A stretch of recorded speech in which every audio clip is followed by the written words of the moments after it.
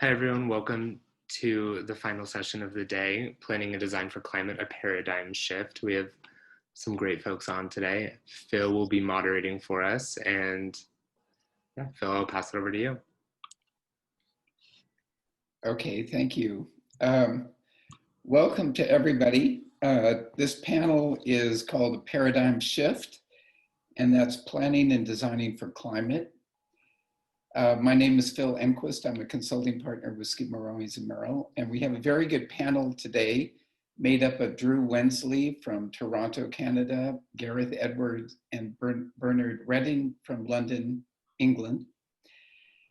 And just as an opening, in this crazy world we're witnessing of daily climate events, many of them extreme, plus environmental rollbacks, reversed environmental policies, and fragmented ecologies wherever we are.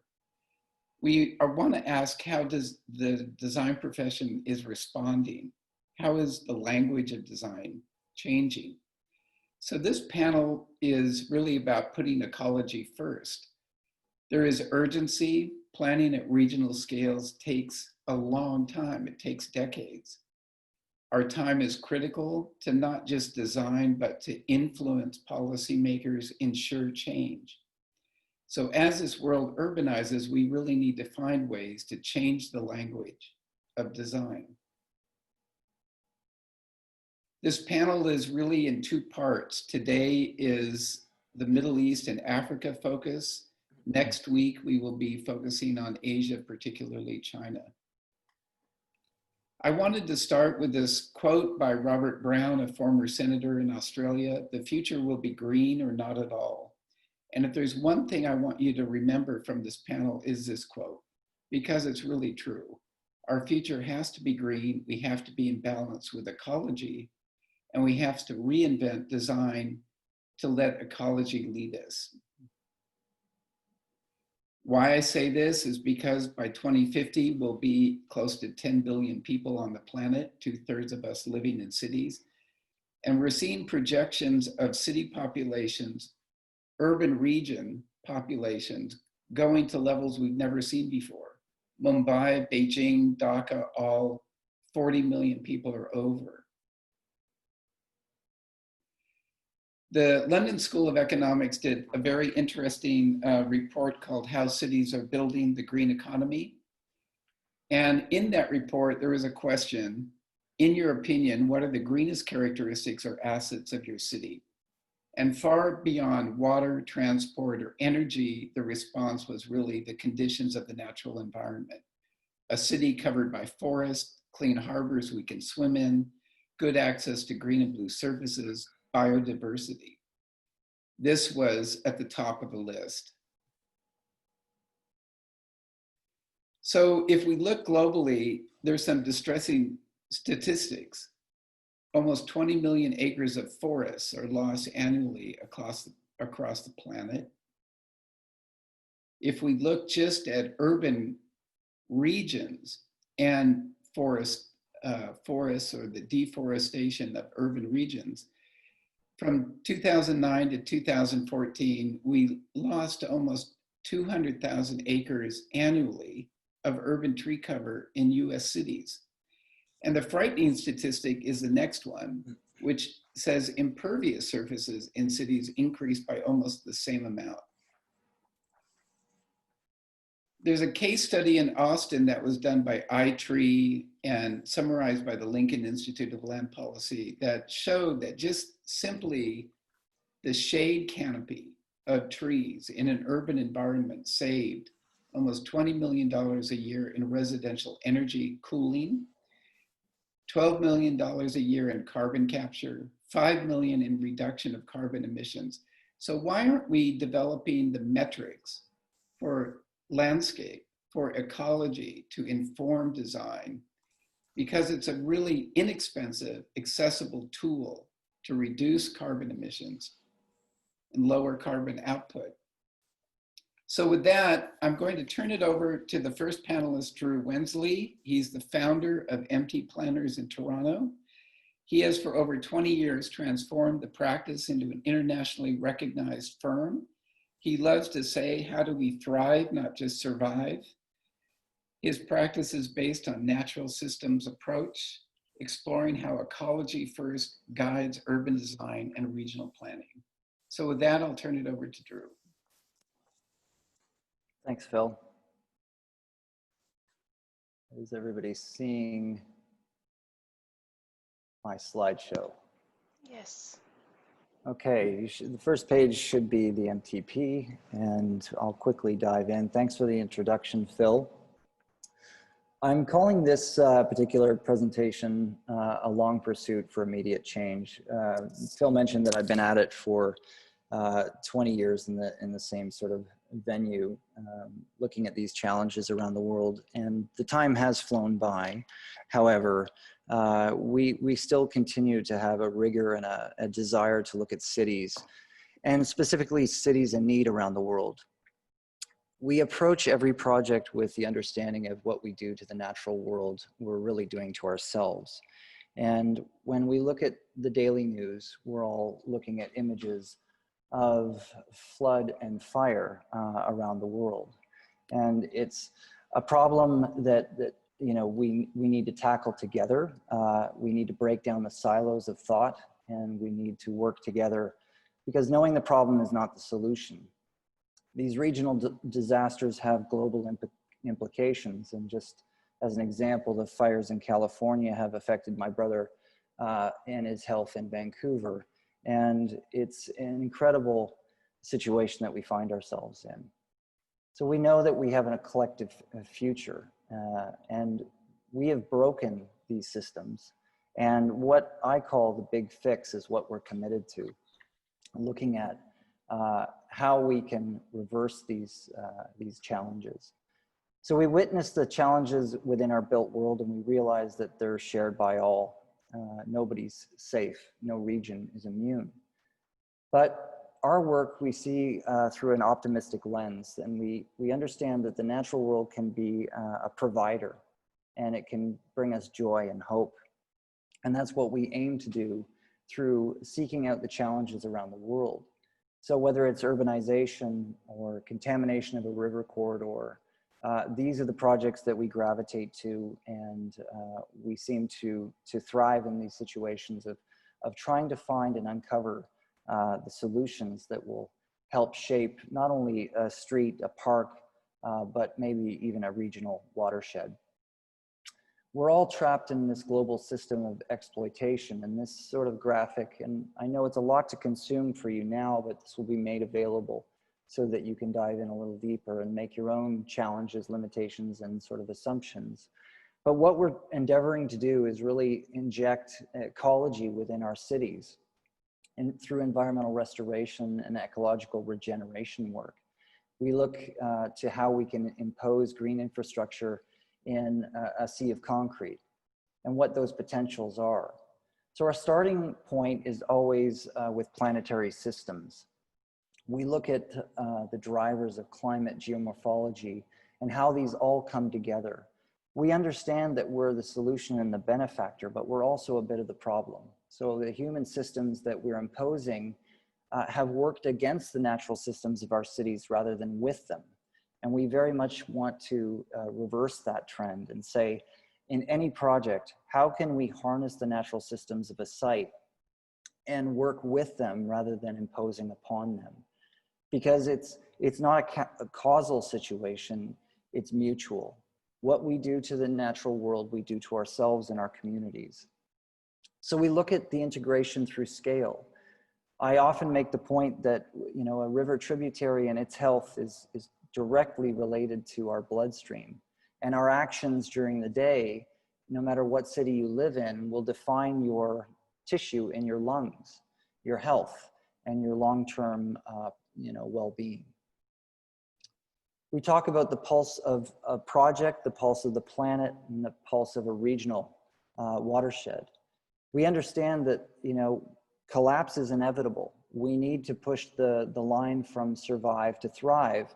And I think we can do that through a number of design mechanisms and strategies. We seek to look at every project and through the lens of looking at water and nutrient flows. And we want to understand every molecule of water, in this case, in the capital of Riyadh. We want to understand how water is coming on the ground and under the ground in order to harness its natural processes. What do we need less of? What do we need more of in our systems? And at this point, when we turn on the news, does our national defense now equal our natural defenses? And do we have to build them up, and how do we do so? We very much want to focus on building a living natural framework for each and every project. So that's looking at the watershed, looking at these systems, and how we can create open loops for the benefit not only of humanity, but the ecological footprint that supports us all. So we very much want to dissect the geomorphology of place, the climate, the ecologies, and then work together to build a system, a living natural framework. It is not about percentage of green within our communities. It's about that integrated performance, and it's complex and it's layered. So we look at these mechanisms and design strategies, not only from the ecological standpoint, but the impact that that can have on human health. And in the Middle East work, specifically, when we're talking about heat island and the negative impacts of standing in 40-degree heat, this layered approach, community planting, can have benefits that will service an entire community. And it comes down to speccing size of rock, native plant material that can grow through time. And you see those planting cells in the lower left. So what are the tools that we have to use? Some are technology-based, some are analog inputs. I really put that image in the lower corner of people, because people have to be part of this system. We can't just let technology tell us the data. We need some analog input and some observation on the ground. But we do use advanced technology like Landsat 8 to look at groundwater conditions and flows in Al Duqm. We look at chlorophyll production in Mecca to understand how we can build and where we can build, and most importantly, how to harness these systems to combat urban heat island effects in Riyadh. Oftentimes I say I'm a bit of a janitor. In fact, I spend a lot of time on the ground observing the challenges of the past 100 years have brought to the current conditions. We define the threat, we look for solutions, and out of those solutions, we define new principles for governance to then implement. This is a process that allows us to really live and breathe the site and understand how these challenges can be met in a holistic way. And, you know, in part of this then informs the applied guidelines. So this sequence is all about defining the typologies of the landscape of a place like Alula, so that we can actually protect these systems. We know that these systems are related, that the nutrients that are coming from the rock and the microbial movement of water and nutrients through these valleys have to be protected all the way upstream. Very important that these wadis and tributaries are protected. So this helps people like Bernard and Gareth define where to build, how to harness these systems and protect them.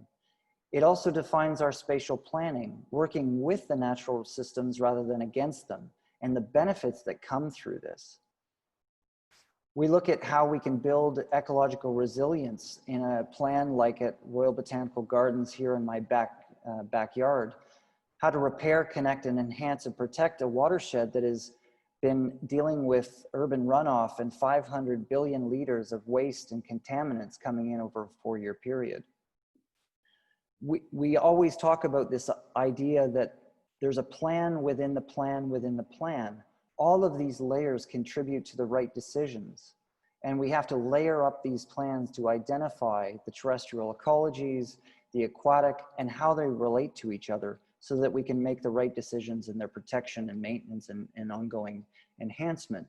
We do this in cross-section, and we're looking at how, you know, flood effects through time. In the case of Abu Dhabi in a national park, we had to look at tidal movements over an entire year and the bathymetry over a total year, so that we could actually restore the mangrove forest that would give birth to a new national park. time and design is very important, and you'll hear in the next session that Kongjian always talks about the urgency and the speed in which we can move. But there's also this aspect that we must learn through a process. We've been working on many projects like KEC over several years. Before this project, people didn't really realize that there was a 800-kilometer watershed above the project. We looked at what was happening above, on, and below the ground so that those decisions could be made. And the new relationship with the urban environment, how do we fit into this complex ecology, could be made. How can we build so that we are enhancing the system rather than destroying it? And these are the questions that we ask and explore and test through our projects. Stormwater conveyance, why pipe, why not natural systems? The answers lie in the capital investment and the returns on that investment. In KEC's costing, we realized that the natural system option, option 3, saved 8.3 billion SAR in development costs. It also returned all of these benefits, economic, but also environmental, social, and obviously health and well-being. So we spend a lot of time in the region working over the last 20 years. To date, we are working on about 15,000 square kilometers of environmental survey, restoration, and protection projects. We've planted over 500,000 trees to date, and I hope to double that figure in the next 2 to 3 years.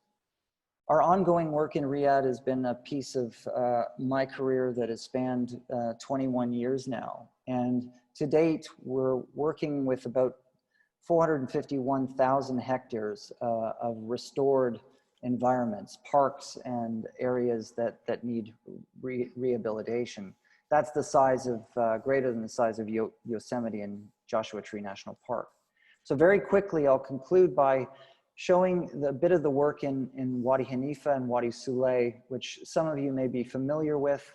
We're very much focused on Wadi Souleh these days and getting advanced ecology before the environment is destroyed through development. So we're sort of setting the precedent and setting the green infrastructure in place before the development happens so that this doesn't happen again. And we're always encouraged by our clients to continue to show what it was. And these are images from our work over the past several years. And this is the reality of also today. They want us to share this with you because they don't want us to forget what we could become, instead of actually restoring these environments to become very manageable and socially, I'd say, celebrated spaces and places.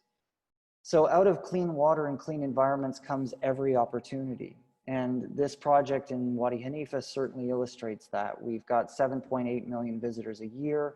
Clean water flows for the first time in decades. Property values have gone up, and this little boy can touch the water. So we really want to advocate to take these policies, principles on the national strategy, the regional scale, and obviously the city scale, and take it all the way down to your street and your community. And we talk about macro plans, but micro interventions. It can happen at every level. So with that, I'll conclude, and there's a lot more within this particular presentation that I'm sure we can discuss. Back to you, Phil. All right, thank you, Drew. And I'm sorry you had to do this in such a short amount of time because your presentation is so fascinating, and I know it can go on for easily an hour. Thank you. So I'm going to turn it over now to two guys that really can show you how we are adapting and mitigating as we work on urbanization efforts in the Middle East and in sub-Saharan Africa. So I'm going to turn it over to Bernard Rettig and Gareth Edwards, who are both senior design leaders at SOM's London's City Design and Planning Practice. Bernard is a licensed architect, Gareth a registered planner. They're both very experienced and represent decades of urban design and strategic planning experience in the UK, London specifically. the EU, the Middle East, and more recently, the Sub-Saharan Africa region. So Bernard, Gareth, I'll turn it over to you, and then we'll come back to address some questions. Yeah, thanks, Phil. Thanks, Drew. And yeah, as Phil said, we wanted to go in a bit more detail and now seeing how some of these overarching principles can be applied and really showing how we worked in the past few years to see how how specific landscape can take the lead in defining city form and placemaking. Next. So we think there's a couple of 5 principles we want to illustrate here. So one is working with the land, ensuring stewardship of regional natural systems, creating value through intelligent stormwater management, ensuring resiliency, and particularly addressing sea level rise. And then lastly, championing smart growth and building sustainable communities. Next. And we are looking at a few examples from both our work in the Middle East, next, and Sub-Saharan Africa. Next. So the first case study is in Oman. In the Middle East, we often confronted with cities that are with new city development in outside existing urbanizations. And in this case, on the coast of Oman, we were asked to review an existing master plan and come up with a more responsible and healthier solution. Next. And even so, the aerial picture doesn't give much away. When you come actually to the site, there's a tremendous amount of natural systems, of natural beauty on site, from the topography to the coast to the bird habitat you can see here. So it is stunning on the ground. Next. But when we came there, we actually witnessed a scarring of the environment, infrastructure being pushed through topography where it wasn't really necessary, and almost a complete disregard of the natural systems and this natural beauty that is there in the desert. So we started together with Drew's team to really map all the systems that are making this place beautiful and healthy, from the wadis to the bird habitat to the turtle nesting grounds, the topography, archaeology. On the left, this gave us a map of everything that needs to be protected. And then on the right, the negative of that map, where development would make sense and be responsible to build on. Next. So what I found interesting also from an urban planning and design perspective, this plan is almost entirely designed by nature. It is not a top-down formal approach to city planning, but it's really something that comes from the systems, but creates really intricate spaces and places of huge diversity, where in the end the natural beauty of the site is the main attraction. So it's less about iconic buildings, less about iconic shapes. It's really about the environmental systems. Next. You're muted, Gareth. Another project that talks to this theme is one that we were looking at in Abuja, Nigeria. Quite a different ecology here, but one whose environmental systems really gave birth to the plan.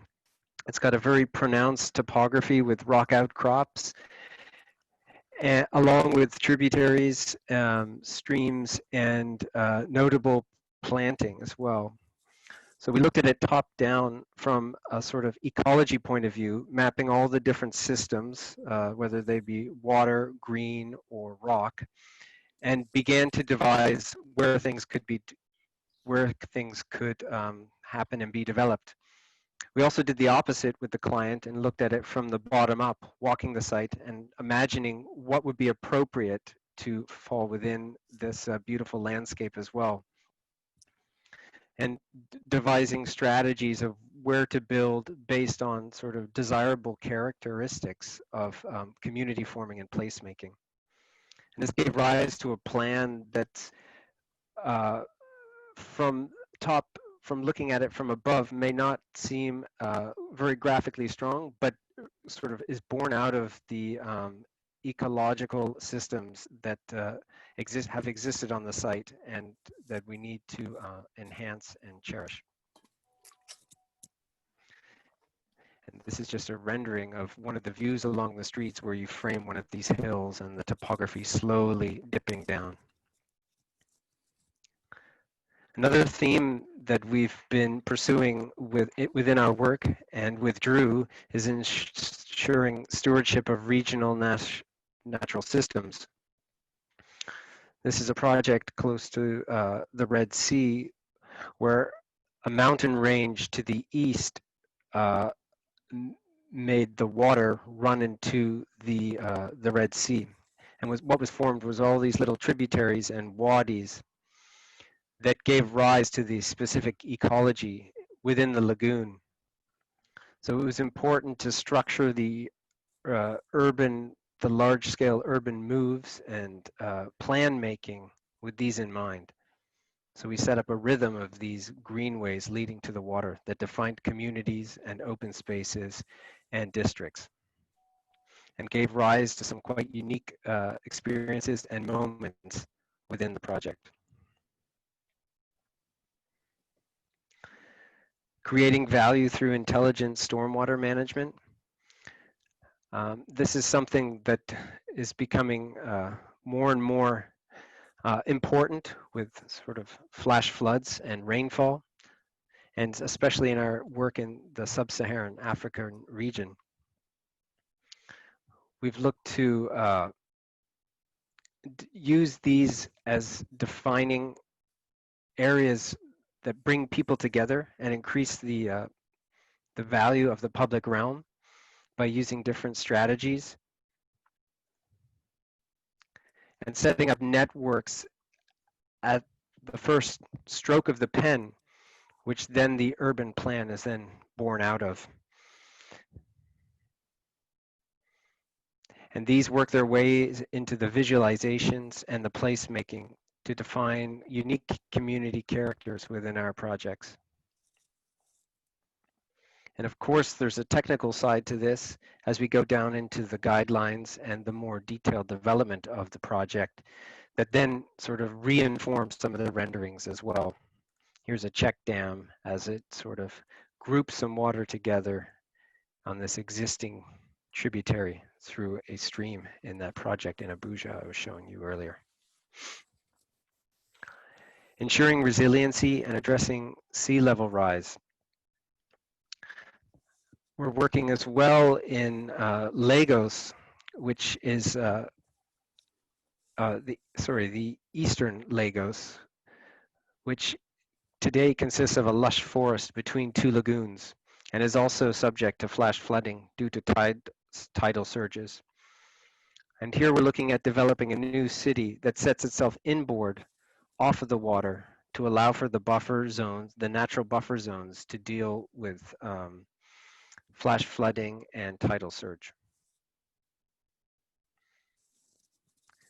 Yeah. The last principle is smart growth and building sustainable communities. Next. And we have this one example of a project in central Riyadh. It's the transformation of a former airport site into a new green park for Riyadh. So Riyadh is a city that lacks green, that lacks healthy environments. And this was a unique opportunity also in the region, as I said previously, that is a lot about expansion, to rethink that and to reinvest places within the city, densify the city intelligently, but not only densify in floor area but also densify in public transport, accessibility, and in this case, greenery. Next. So giving people access to nature is, as Phil said in the beginning, is one of the most important factors for quality of life, the most important factor for residents, and in the desert it's even 10 times more important. So this was a unique opportunity to really give Riyadh a new green center. But next, we also thought hard again together with MTP, how do we fulfill this brief of creating a large park without spending an enormous amount of water on irrigation, knowing that water in Riyadh is desalinated with fossil fuel, pumped thousands of miles through the desert. So this needed to be water efficient. And we devised a landscape system that is dry, that is more or less dry in the summer months, but then gets filled up in winter as the rain comes. A phenomenon you see outside the city in the desert, for example, and really be very careful with where we position lush planting. So it was this idea of this shows a winter situation of this central desert park. We also gave people, of course, lush green to enjoy, but in smaller doses and more closely tied in with the urban environment. So it was a very careful approach that also fulfilled the brief that asked for what is a city park for the Arabic world, and how does it express their identity, but also work really, really responsibly with the local climate. And I think, yes, and that wraps out our series of case studies and principles here. All right, thank you, Bernard. Thank you, Gareth. Thank you, Drew. I think that this panel is really trying to demonstrate and articulate how the language of design needs to change. Start my video. Oh. How does the language of design change? How do we integrate a new value system based on ecological metrics? Are we seeing really healthy and diverse ecologies woven into interesting yet compact, walkable urban environments? So I have a few questions for you guys just quickly. Drew, just a quick question to you. Where are you seeing positive change in terms of the broader profession, or in terms of the policymakers that run our cities or our states or provinces?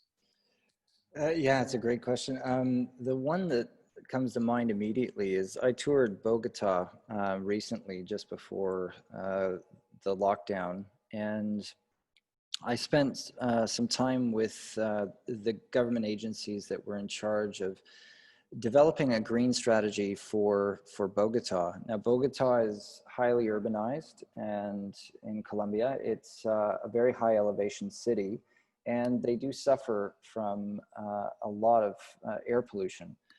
I found what they were doing, and what the government did is they worked directly with a botanical garden in Bogota to implement some greening strategy at a very small scale in very dense urban environments. It was one of those eye-opening moments that when I toured the city and we were giving advice on next stages of development of the green strategy, what they were already doing, and we were witnessing how teams of 4 people could go out and plant shrubs and trees within these tight and not affluent communities. They were starting in the very challenged communities immediately. I found that to be one of the most amazing examples of how you can work at a small scale and make massive change for these communities. There was tremendous community pride. There was support for the government initiative, and actually the partnership with the Botanical Garden in Bogota was a match made in heaven, because they would produce the plant material and then they would distribute to the city forces, and then they would go out and plant. And the communities were embracing this, and then the communities actually, speaking to a few residents, they would care for the trees themselves, water them, care for them. And that's one initiative that in a city that I wasn't expecting really blew my mind. So bottom up as well as top down. That was the synergy. Collaboration. Exactly. It was a beautiful mix. Gareth, let me just stay with this for a minute. Let me ask you, with your Sub-Saharan Africa work, are you seeing the same kind of thing where community involvement and a sort of city or district-led policies are working together towards ecological change or preservation? Yes, there have been some workshops, specifically with our work in Nairobi, with some of these, engaging the local community, to engage, to let them know how things are progressing with regards to the project. And there's also been sort of specialists brought on board to brainstorm some of the ideas about, how to water running through a site and how to keep it clean and clean it, and ensuring groundwater recharge is maintained as we urbanize so that the crops in the adjacent lands have water to feed them. So yes, there has been, let's say, specifically several workshops and community engagement sessions with projects on the East Sub-Saharan Africa, I would say. And yes, on the West Coast, there has been some engagement as well, I would say. One of the questions we had from the audience, I think I'll direct to Bernard, but I'm sure Drew can respond to this too. A lot of your renderings was showing extensive water. Do you have the water in these Middle Eastern projects to really support and sustain the kind of landscape you're showing, or the open water you're showing? I believe the Middle Eastern renderings, when they showed open water, it is generally natural water, either seawater or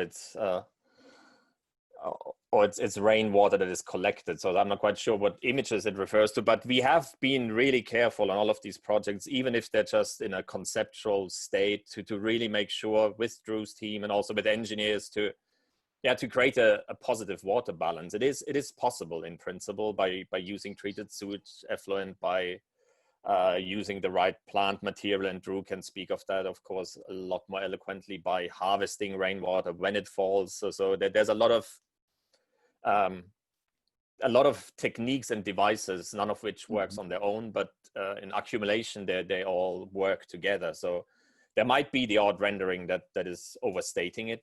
For it is true, but in principle, when you look at the reports and the balance of our work, I feel we have a very solid background to all of these projects that it can work, because water is indeed one of the number one issues in the Middle East. And as I said before, it is one of the regions where water equals energy, because it's almost all desalinated and costs a huge amount of energy to generate.